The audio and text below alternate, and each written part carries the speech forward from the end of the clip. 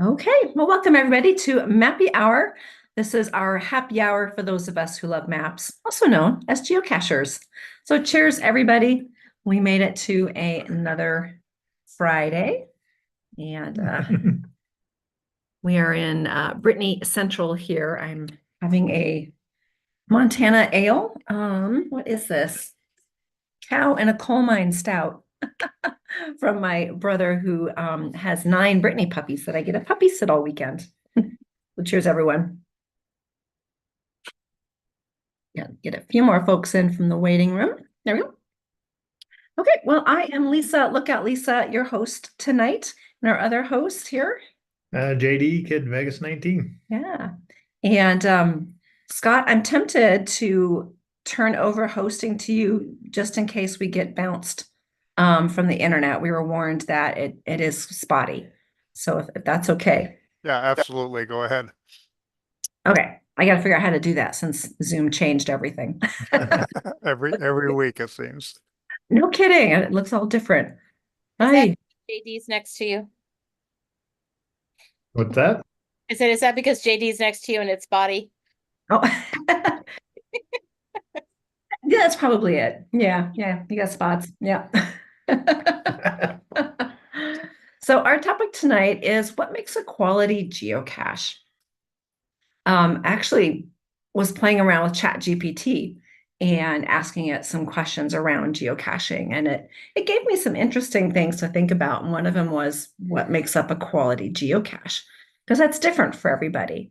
What different folks think about what they appreciate as a quality cache and how to maintain a quality cache too. That's a big part of it as well. So, but before we get there, we've got our notes from the field. We'd love to know what sort of geocaching adventures folks have been up to in the last couple of weeks. And for that, we'll give everybody 2 minutes to share. That gives everyone a chance to share what they'd like to, and then we can move on to our topic. But before we get even there, we have one more Rules. ground rules. Yeah, I should say ground zero rules. There you go. Yeah. So please keep yourself on mute. And if you'd like to join in the conversation, please raise your hand if you're in the Zoom room. We're not sure we're going to be able to monitor YouTube. This is live streaming to YouTube. I know I'm not going to. Yeah, we're not going to be able to. So YouTube folks, we love you. We'll check back and answer your questions later when we get to it. And then, but if something comes up off out of order and you've got an answer for somebody, just wave your hand here in the Zoom room, and then we can call on you if you've got an answer for somebody or something that's relevant to the topic, whatever somebody is talking about. Of course, keep everything family friendly, treat it like you would any geocaching event. There might be kids in the room with us. This is live streaming to my YouTube channel. And then we'll be going into our Mappy Hour hub for browsing later at your own pleasure and binge watching for sure. So I think those are the basics. Yep. Yeah, I see we've got folks in the chat room are letting us know where they're coming in from. Again, we're in Whitehall, Montana, which is between Butte and Bozeman, right off of I-90. And I actually own a cache here as well in this area. So my brother's home, so he is our lookout for us. Lookout, Lisa's lookout for my cache here. And yeah, you're gonna be chasing some elk, doing a different type of hunting this weekend, and I'll be taking care of puppies. Looking forward to that. So we've got folks coming in from Seabeck, Washington, Las Vegas, Nevada, Jacksonville, Florida. Hey, Kentucky. Let's see, Ocala, Florida. My goodness, couple folks from Florida. Virginia, Pittsburgh, California, Spokane. Hey, Spokane. Colorado. Awesome. Oh, yeah. Is she in LA? She was upside down. Yep. Earlier, I saw that. Awesome. Well, cool. I see we've got a couple of hands have already popped up. So what have y'all been up to lately? Tell us some stories. We'll have Robert go first and then Tom Fuller. All right. This week I got 3 new challenge caches placed. I just posted them in the chat, so if people want to take a look at them. Challenge caches are where you take statistics and try to see if you qualify for them, and then that lets you log the caches found. I did a year challenge where you find 1 cache for every year that you've gone caching. I did a holiday challenge where you have to find a cache on every single US holiday that exists in the United States. And then I did a challenge cache that is where you have to complete a fizzy, a Jasmine, find 35 states, and then find 50 multi-caches and 100 traditionals. So that's what I was up to. Oh my Yeah. goodness. And you obviously qualify for all of those. Yes. In You order have to- to qualify for them, otherwise the reviewer will not publish them. Right. I like that new rule. Well, new Yes. rule. Yeah. It's been a while. And then the other thing with publishing them is you have to have 10 geocachers in your state that qualify for them. So once you put those in the reviewer board of the people who qualify, then it can get published. Oh my goodness. Wow. You got some busy cachers there. Yes. Yeah, cool. Thanks. We for like our sharing. statistics here in Colorado. I think most cachers do, but yeah, you've got some great ones that you can get in Colorado with such variety. I had to create a variant on the Jasmine because we're only allowed under geocaching rules to have 1 Jasmine cache per state. That's a single challenge cache for Jasmine. So I had to create a variant in order to get one published with a 1 loop of the Jasmine. Okay, that makes sense. Hmm. I guess I got lucky since I got in early with mine. In Idaho, yeah. Yeah, in Idaho. We already had one in Washington, but we're so close to the Idaho border. I've got one just across the border. Nice. Yeah, thanks, Robert. The only challenge with Jasmine is trying every month to make sure you keep it valid. Right. Yeah, I need to look. November of 2017. Nuts. Yeah, we still don't have that one, No. huh? Oh my goodness, we need to work on It's that. like nobody hid one that month where I live or where I go. Nobody's ever hid one. Yeah. Come to Colorado, we can fix that for you. Okay. Yeah, obviously. Yeah. Awesome. Thanks. We've got Tom Fuller next. Oh, you're on mute.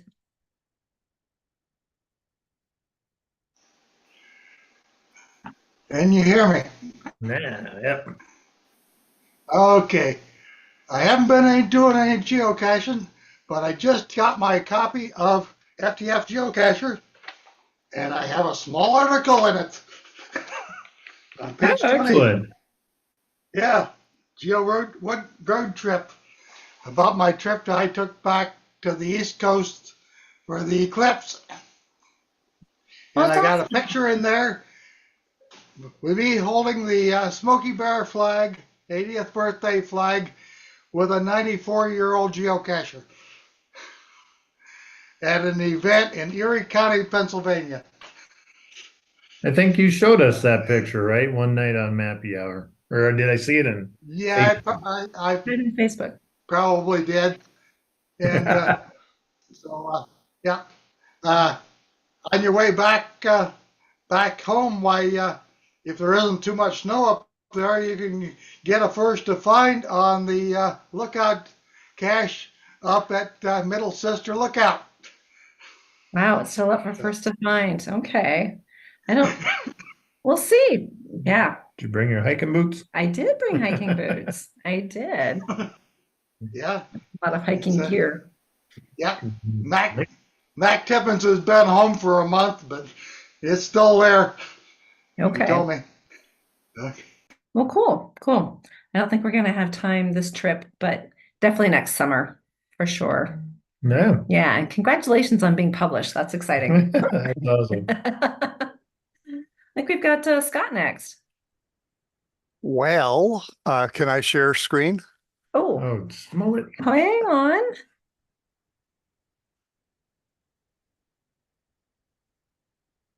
Okay, There go we for go. it.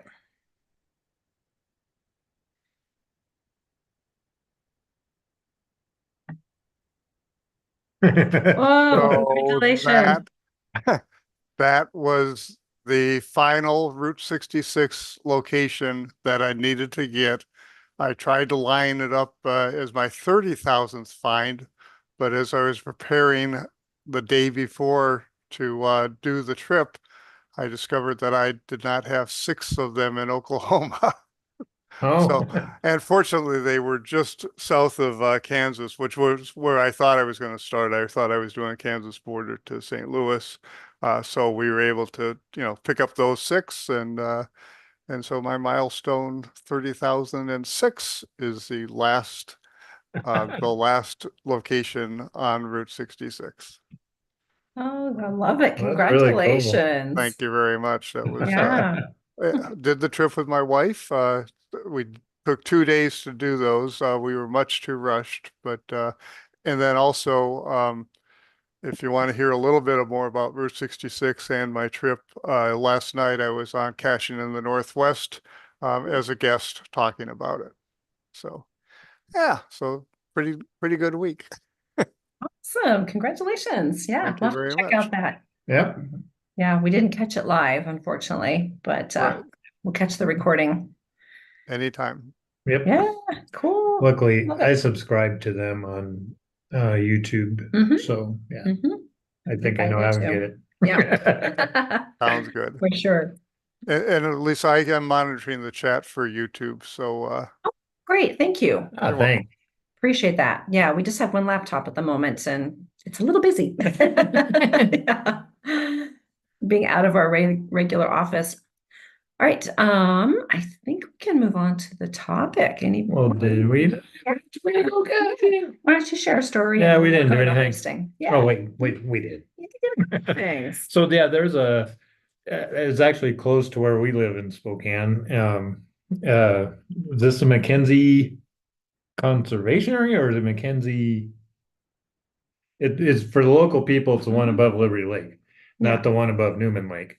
And so Yeah. my goodness, that had been 5, 6 years ago. We had then some local cachers. They had moved to Spokane from the Netherlands and became prolific cachers and good friends with all of us here locally. And so Mhm. the they had put out Ian is an engineer, electrical engineer, I believe, and he'd set out this multi-cache that um, you had to use pretty much all the disciplines of using a GPS and projecting waypoints, converting waypoints Mhm. to wander around this hill, and we attempted it under that, and we'd accidentally found one of the waypoints because we projected incorrectly, We and did. where we projected there was nothing. And so as we're walking back dejectedly, we said, "Well, I'd hide something there," and And it was and one of the that's where it waypoints. is. So we got to jump ahead. And there inside that one was another field puzzle. And And we worked that one and then we ran out of time. yeah, we didn't get enough to complete the multi. Yeah. Well, then our friends then moved back to the Netherlands, Mhm.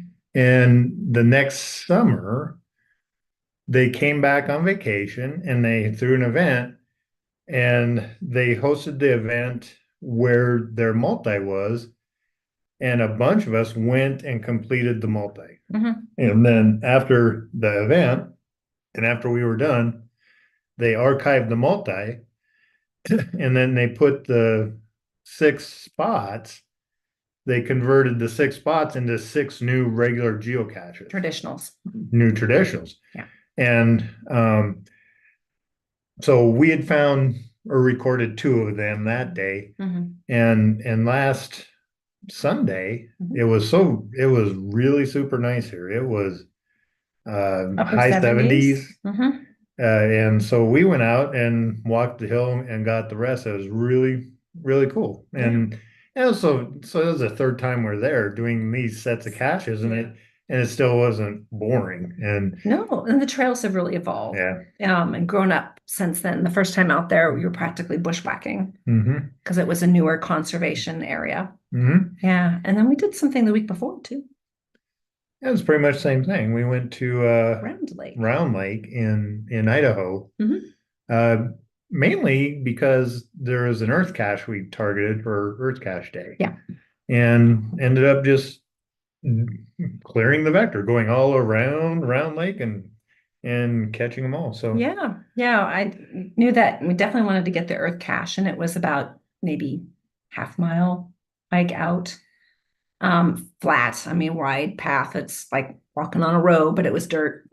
And it was actually hidden by Love, who is the lackey, who spends a lot of vacation time. Her family lives up around that area.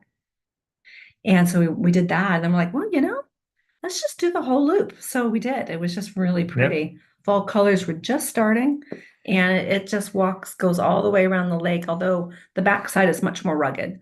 There was a little bit of bouldering and some up and down. yeah, But not much. Not much, yeah. So we were able to get quite a few caches and Mhm. another Earth cache. So we got two on official Earth cache day. Mhm. Yeah. Yeah, and then the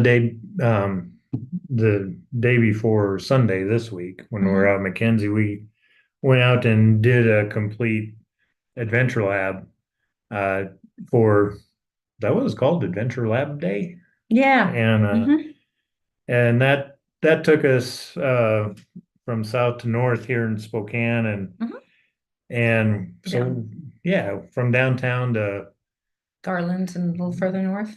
and so when we were done with it, we were really very far away from our house. and Yeah. and and we still had to go to Costco, but luckily for us, there was a Costco on the way. Yeah. And so we got to stop and do that. So I think Vince is waving at us. Is that true, Vince? Nope. No. Okay. He's scrolling, I think. Okay. Awesome. Well, we certainly have exceeded our 2 minutes. Maybe we get 4 minutes since there's No, rules are rules. rules. Yeah, Oh, yeah. well, I was the host. I'm not the host anymore. So let's go ahead and move on to what makes a quality cache. I Mhm. think in our adventures the last couple of weeks, it was great to be back out on the trails, and just surrounded by nature and finding ammo cans in the woods. I mean, to me, that's a quality cache, a well-maintained, nice hike.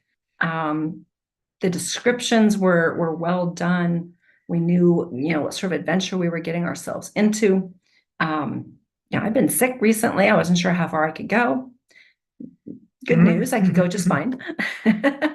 And yeah, so that's one of a type of quality cache for me, is just finding good sized caches. They can even be smalls. I don't want to find a micro in the woods, but those are for urban caches, I think.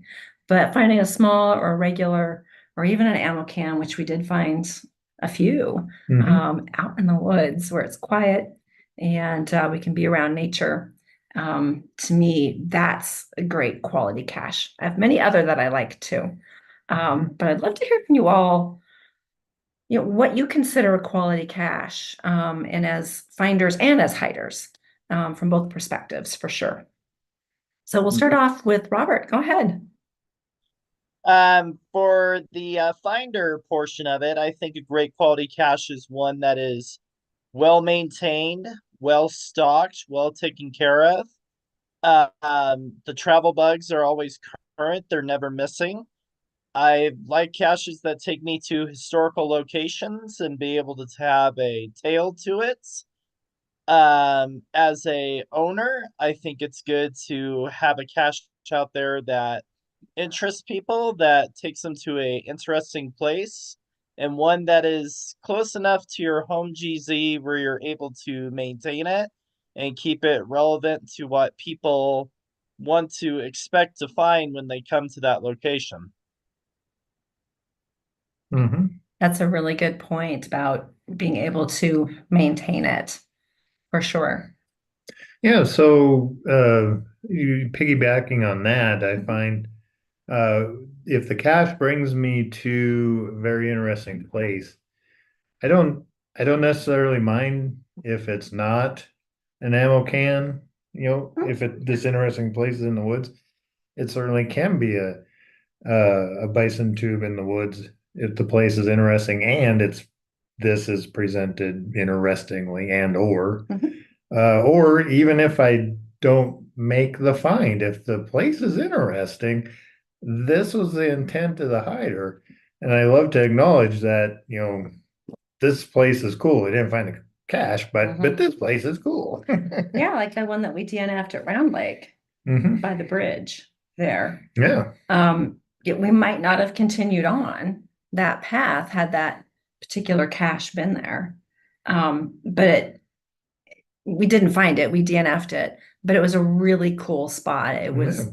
where there was a really neat wooden bridge just for people to walk across. It was maybe 5 feet wide or so, Yeah. but very well made. Went across a creek, and then that got you to the other side of the lake, so you could continue on to do the whole loop. Mhm. So yeah, Like we have some here in Colorado where they've put the virtual caches on top of 14ers. So Mhm. you get to get a view from the entire world and get to see all the world around you. Yep. It's pretty Mhm. amazing. Yeah, for sure. Mhm.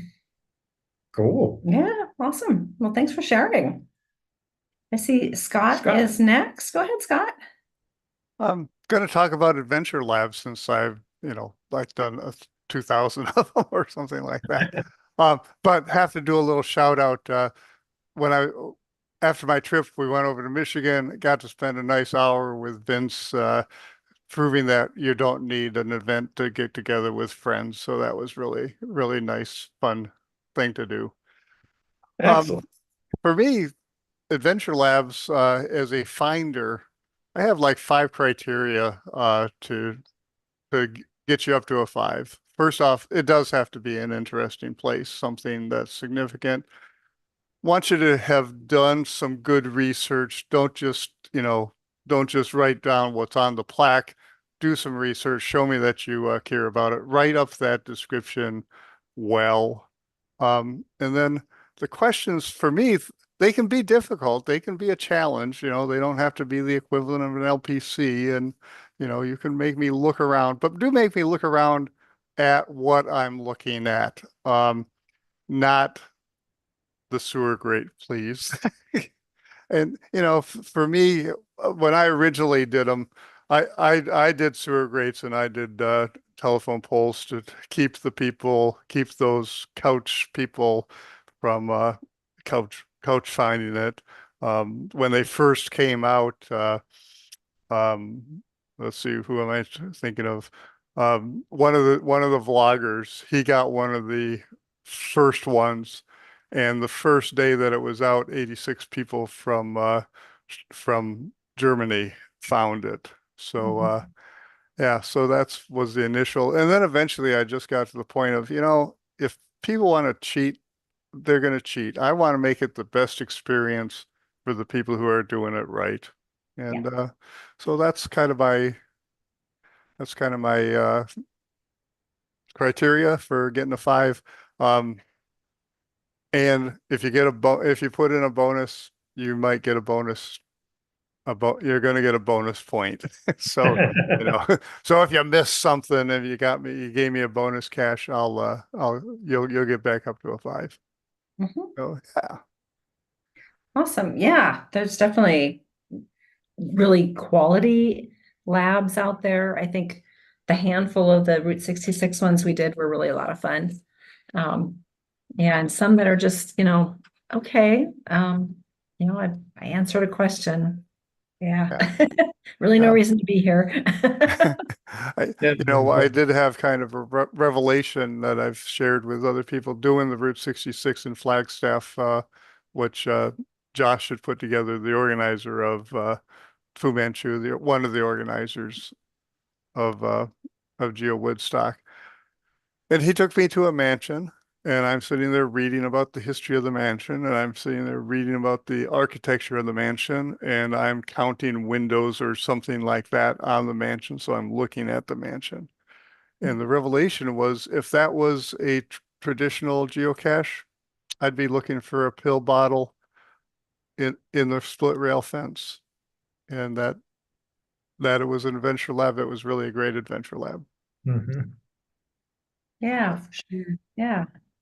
Because I can definitely take you a lot of places that you couldn't even hide a cache to. Yeah, Yeah. Mhm. that's definitely the benefit of them. Yeah, yeah. Awesome. Thanks, Scott. I think we have Tom Fuller next. Yeah, anniversary of one of my Halloween caches is coming up. Actually, I have two Halloween caches. One's called Limping Hitchhiker. It's a severed leg suspended in a tree. And the other one is Ankle Monitor. It's just the lower leg with a cache attached to it as an ankle monitor that the prisoners wear or whatever. And the cache that has my most favorite points is the last Blockbuster video store on earth in Bend. One and only. That's awesome. Yeah, I mean, Yeah. you probably wouldn't even know that there's still one existing if it wasn't for you and your cache there. Mhm. Yeah. Cool. Thanks for sharing. Oh, we've got Dick next. Yeah, good evening. A little late getting here. Annette was on time, but I was out walking the dog. Uh, the I want to talk about what I think is a quality cache. Number one, it doesn't have to be a spectacular hide if it's, for example, connected to a good puzzle cache. If it's a good puzzle cache, and there's a lot of, we could have a whole discussion about what makes a good puzzle cache. But if it's interesting and it's doable and it engages you and maybe takes some time to put together and figure out, and then the coordinates are accurate, for me that's a quality cache, whether it's an LPC or just under a pile of rocks. If it's not a puzzle cache, then it's a different criteria. And important for me is the coordinates have to be good. And if the coordinates aren't good, and there isn't some sort of reasonable hint to put you in the right area, you're pretty much screwed. You can't really do much. So that's not a quality cache. I like to see that the coordinates are accurate and that the container is appropriate for the environment. And it's not just a cheap throwdown. And it can be an easy cache. It can be a I don't know, a DNA tube in a stop sign if it's an interesting place. If it's taken me somewhere that I wouldn't have gone otherwise. For me, that's a quality cache as well. So, there's a lot of different ways to make a quality cache. Obviously, good. Or for example, when we were down last month at the end of September down in Bend, Oregon, doing the Washington, the cache machine, which I know Lisa and JD and several of the others here are familiar with.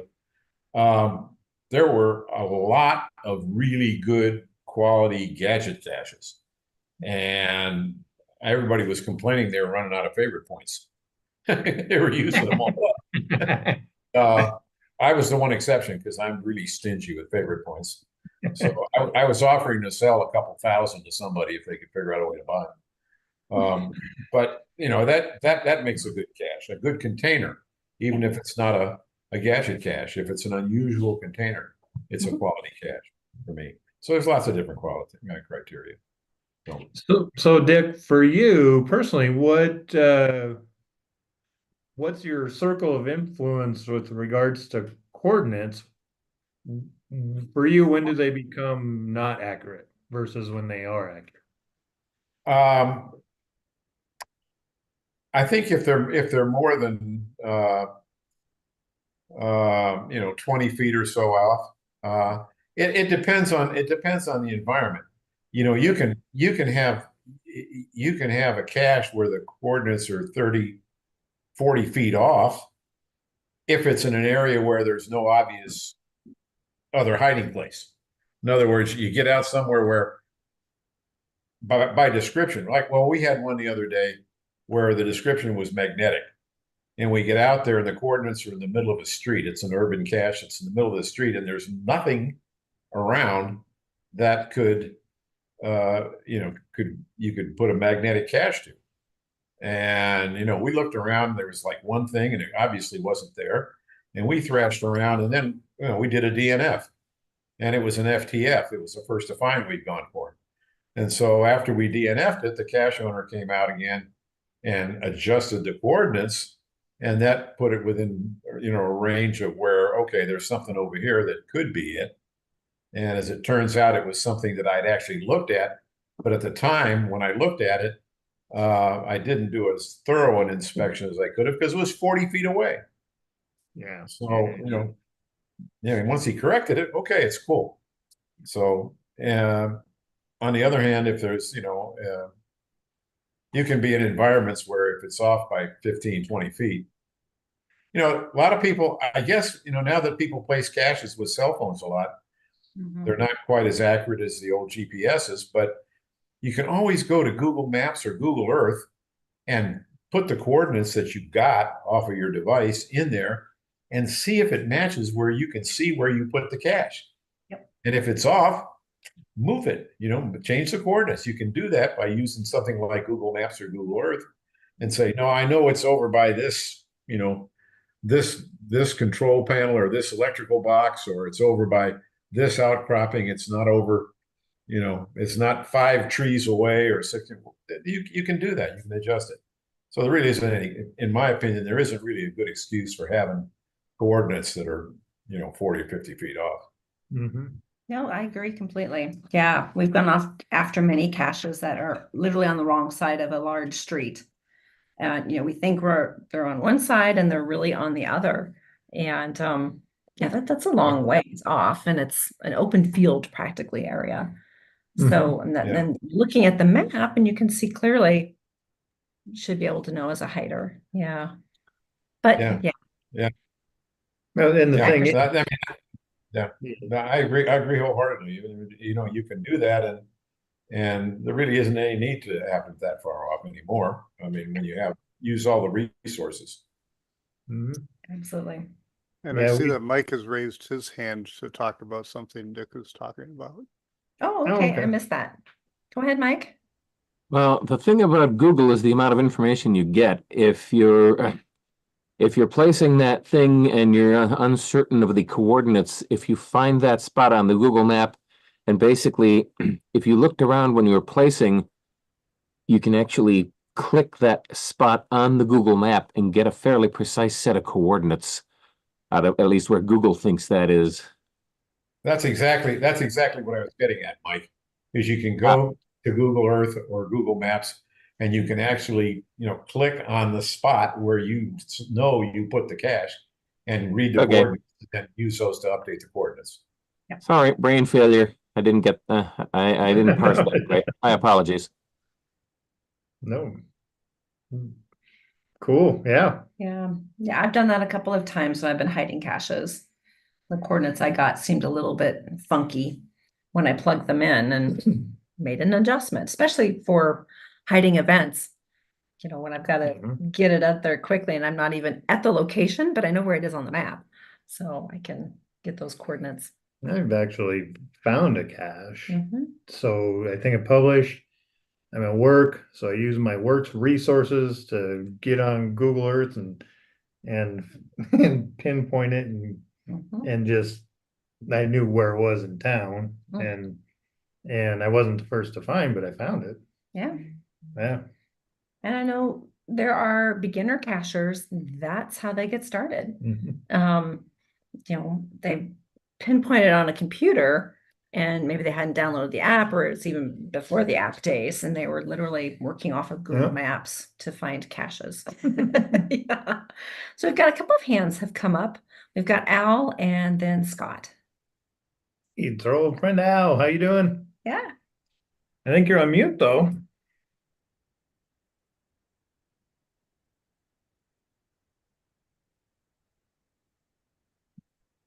You. How's that? There you go. There you are. Hey, I thought I was going to be unmuted by you guys. Hi, Lisa. How you guys doing out in the West Coast?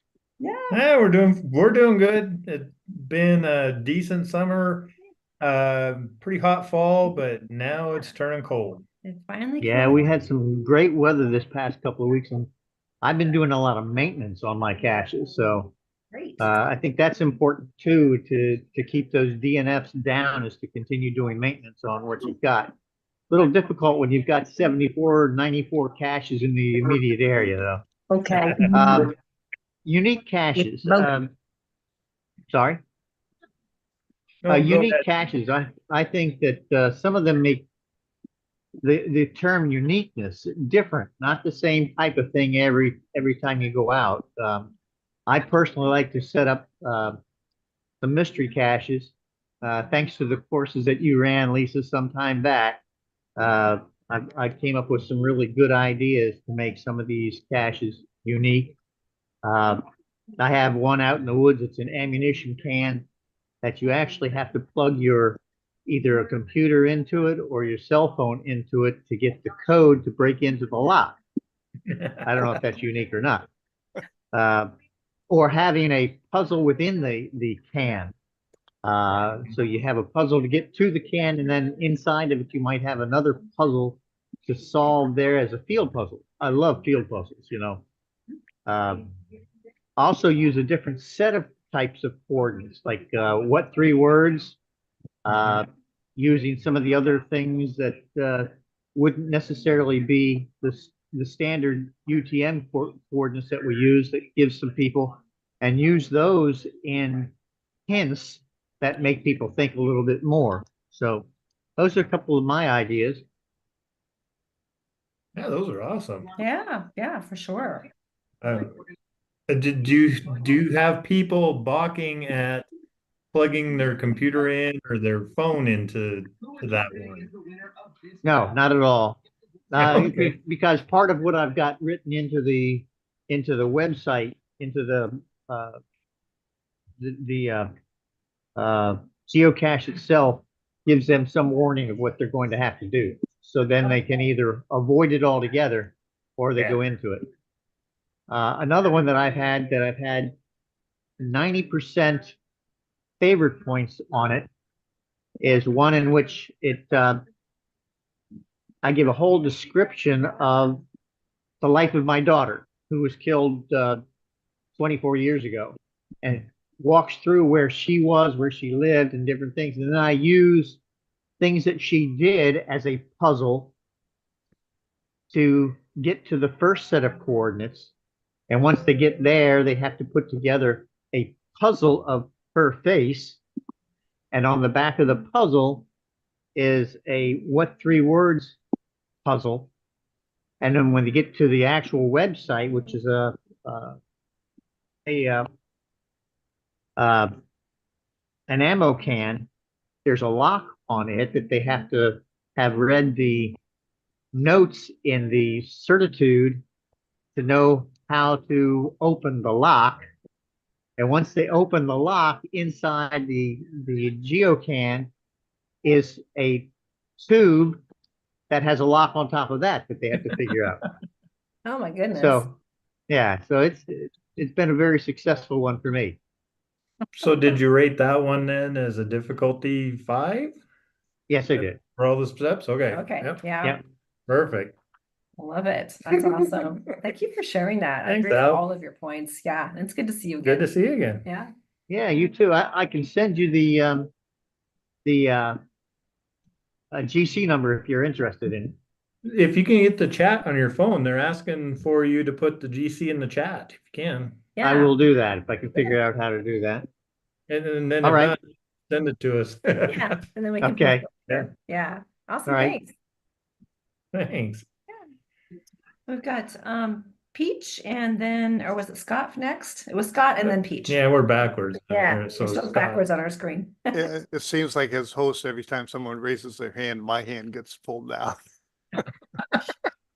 So thank you for keeping Yeah. me back in order. So I was just going to address a couple things that Dick said. And again, from personal experience, it's a difference of opinion. I have taken out my Garmin's GPS 35, which is a small dang accurate GPS and my cell phone. And when I'm setting caches, I will waypoint average with both of them. Mhm. And when I'm done after getting 100 waypoint averages on my phone, they inevitably will be 1/1000th of a point away. So, one will be 0.001 and the other will be 0.000. So the concept that today's phones are not as accurate, I'm going to say, in my experience, they're accurate within 6 to 12 feet of each other. And I also have a lot more faith in my GPS than I have in the Google Earth, who are taking satellite pictures from a very long way away, overlaying them on a map. And,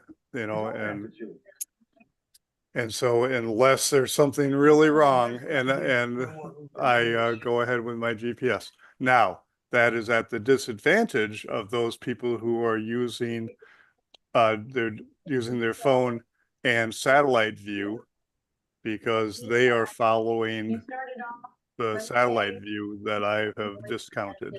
So just a different opinion. Yeah. So I wanted to say too, last couple of outings, I've used my GPS and it was consistently off. So, okay, and so the problem was, I remembered, wait a minute, my GPS needs to be calibrated.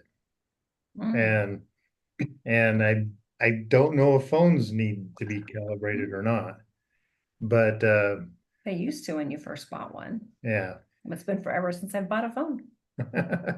And but yeah, once my GPS is calibrated, then it's back on track, obviously. But it sure was frustrating there.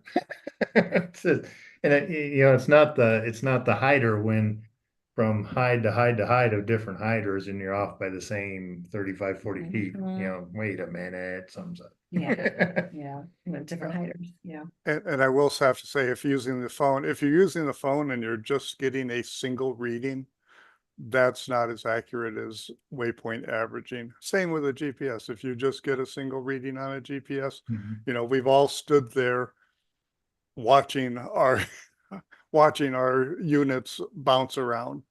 So on a GPS, you can waypoint average. There's definitely built in. On a phone, I use an app called GPS Point for Android, and you can waypoint average with that. And I think those really help getting accurate coordinates. Awesome. Yeah.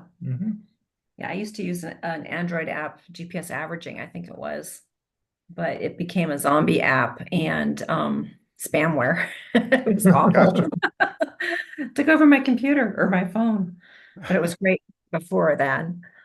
So that's GPS Point, you said? GPS Point, yes, and Android.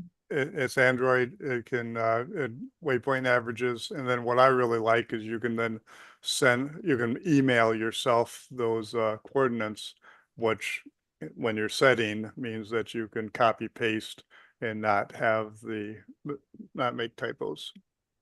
Right. Awesome. Cool. Thank you for sharing that. Always my pleasure. Yeah. I think we've got Peach next. Peach. Okay, as far as what I think makes a great cache, when I moved to Washington and saw the beautiful countryside there, and started geocaching. To me, location where you could see something that was absolutely amazing was one of the things that I thought made a great cache. And I'm lucky to have two caches that have a hide very near a waterfall. And so apparently other people think they're good caches too, because I have quite a number of favorite points on those two caches. Another thing that I think makes a great cache is a container. Now, I'm fortunate here in Nevada to have a friend who makes the most amazing caches. And it's just her artistry has just turned so many things into a great cache, where she just takes like a bottle top. She uses Mod Podge and creates stuff around a little bottle container, and just so many different ways that she uses things and makes containers out of them. And these, we went and did about 20 caches today of hers, I think, on a trail up 95 out of Las Vegas. And most of them were some of her handcrafted hides. And some of them were just very nicely coverings on plastic jars or whatever. But she goes to a lot of trouble and makes really nice containers. And because it's in not a rainy climate, they will last longer here. I don't know that I could put them out in Washington or not, but here they will really be successful. And I noticed she's already getting favorite points on some of them she's put out. I think I've got enough right now, but if I don't, I will go back through and I will retrieve some from archived caches again, so I have favorites to put out. Well, that's awesome. Those are adorable. Yeah. And someone had mentioned earlier today They about, are adorable. yeah, really cute. That's always a fun thing. I remember finding some that look like little fairy houses, in a bowl of a tree or something. They're just adorable. Super fun to find, where, it could have just been a fake rock or something. Yeah. So, and someone had mentioned earlier this evening about caches that are appropriate for the environment. So just like you mentioned, something like what you were showing Like us. was saying, Yeah. Wouldn't work too well where it's cold and wet and freezing and such, but in a drier environment, for sure. Yeah. Cool. Well, Wonderful. do you have any other thoughts on what's a quality cache for you? Well, it depends on what kind of cache it is. So a gadget cache, the construction quality has to be there, obviously. So it can last many findings, for one thing. And that can be hard to do. And like I said, I don't mind a micro in the woods if it is presented correctly. Yeah. So one of the variants I had trouble with is somebody had put like a deck screw in a dead log on the forest floor and then magnetized a nano to it and thought this would be the best kind of hide possible. Yeah. No. And so but there's been plenty of others where ultimately what I found or where the log was housed was in a bison tube, but it just wasn't the bison tube. We found something else. Sure. That held the bison tube, and that something else was, something else. Yeah. So yeah. So that's what matters to me. And then on regulars, regular caches, like I say, location is always key. And if it's not a good location, then container and story, amp up. Oh yeah, for sure. Yeah. So we got Jim Mountain Goat. We do. Yeah, go ahead, Jim. Thanks, Jim. Okay, so I think all in all, there are all sorts of ways to hide a cache. And if there's something that puts a smile on people's face, whether it be a nice location or a cool container or a hide style that they've never seen before, something at the end when it's gives them a grin, uh, makes a good cache. And I'm so maybe less so now, but I have a reputation for disliking micros, and I particularly dislike micros in the woods. I think you should use the largest container that's appropriate for the location. And I had a dilemma a few years ago where they remodeled the sports complex up north here and put in all these huge parking lots. And I was walking my dog there every day, and all I could see was a sea of lampposts. And I thought to myself, well, you can find lamppost skirt hides here once, or you can do something different. And you have some place to keep walking the dog and doing something, maintaining the caches. And so I placed a whole series of caches in the parking lot, micros, obviously, but none of them were under a lamppost skirt. One of them's on a lamppost, but it's not under the skirt. And I've had a ton of fun working on them. And I get nice logs and lots of favorite points on them. And in contrast, about the same time, quite a few years ago, I like to paint my containers. This isn't the best example, but you get the idea. Mhm. And I made a nice container. It was lock and lock, not a plastic ammo can. Hid it out in the woods in a nice location. And after 100 finds, I don't think it had one favorite point. And yet my micros in the parking lot get favorite points right and left. So go figure. So wasn't that one hidden really before favorite points came about? I don't think so. Oh, okay. No, I mean, I have lots of them hidden before favorite points, but this one came out about the same time. I'll have to go look. Okay.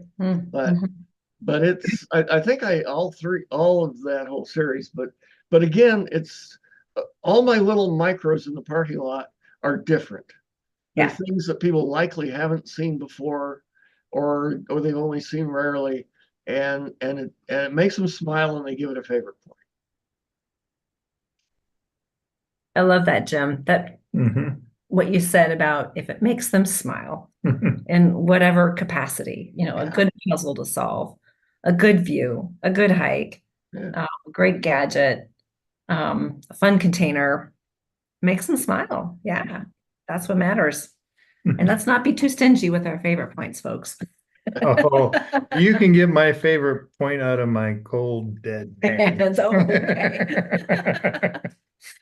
You know what? I think it's time for us to crush pet check. Oh, okay. Oh my goodness, it sure is. I don't know how you're gonna do that. You're wireless, right? Yeah. Do you want to go get a puppy? I was thinking take this to the puppy. Okay, let's do that. Yeah. Yeah. We're gonna walk. Everyone, hang on, don't get too seasick. Oop, I see a Nigel. Hey, Nigel. I love it. Nope. Where are all the puppies? Are the puppies in with mom? What? Are the puppies in with mom? Yes. Yeah, we're gonna show them off. You wanna, Okay, leap. okay. We're climbing over. Walk in? Well, here, turn the camera. No, Oh, okay.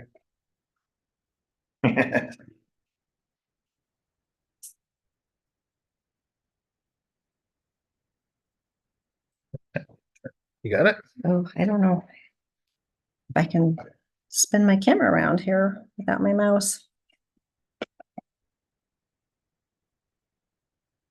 There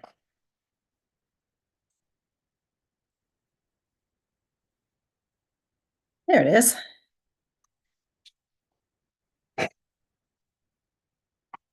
There's a hassle of puppies, 9 of them for you guys.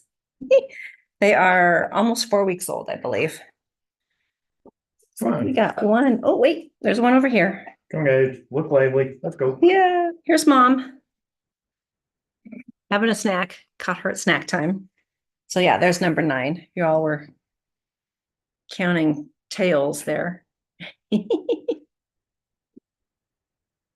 Yeah, they're not looking too lively at the moment. We got one up. So those are Brittany puppies. Sorry, but they're all sold. Turn the camera back around. Yeah. So these are my charges for the weekend. I get a puppy sit.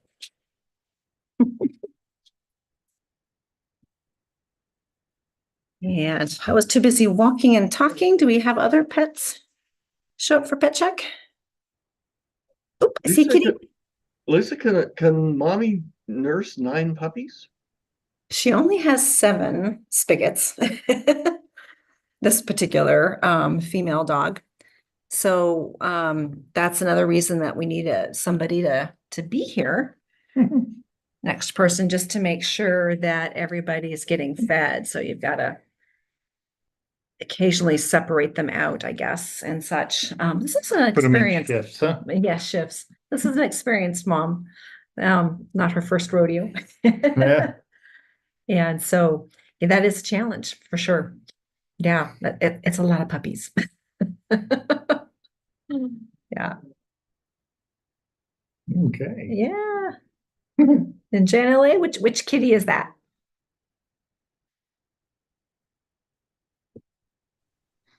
This is Stormy. Hey, Stormy. He gets caught in his own chest hair. Oh no. This time of year, he's so fluffy. And then over here is Cookie.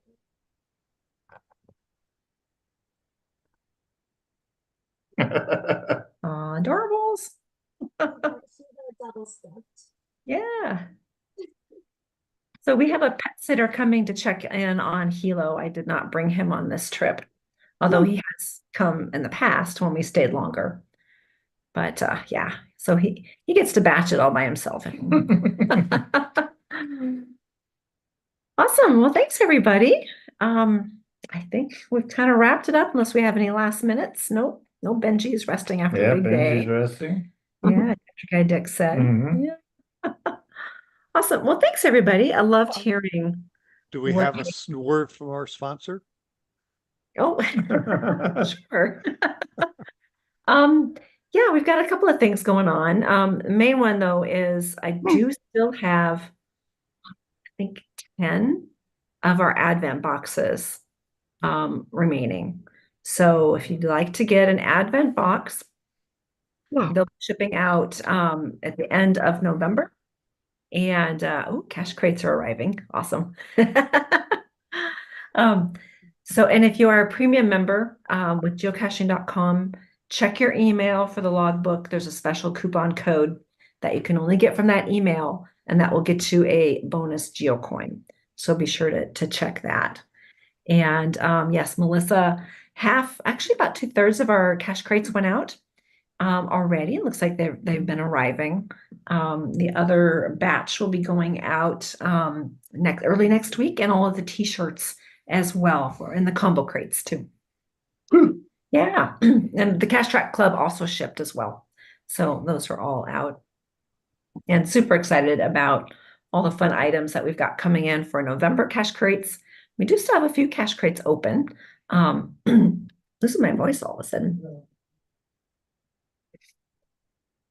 Spots open, but if you were to join up now, it would be for the November cash crate. And then again, the Advent box, which is 12 different fun things that you can unbox however you want to do your Advent, your geocaching Advent calendar. So I will gather up a link and put that into the chat. Oh, please. Okay. Well, welcome everybody. While you're doing that, Al, I see you posted the GCs for some of your favorites that you have hidden. Cool. So we'll save off the chat for reference. Yeah. Remember back in the olden days of Mappy Hour, we'd have to have the crowd shout at us to remember to save the chat. Oh. Luckily, technology has It does that for us finally. Yeah. Al, did you have something more to say?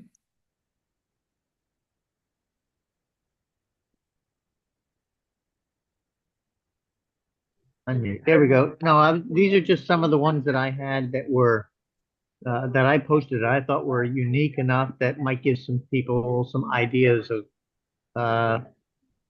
other things to do. Yeah, you Okay. too.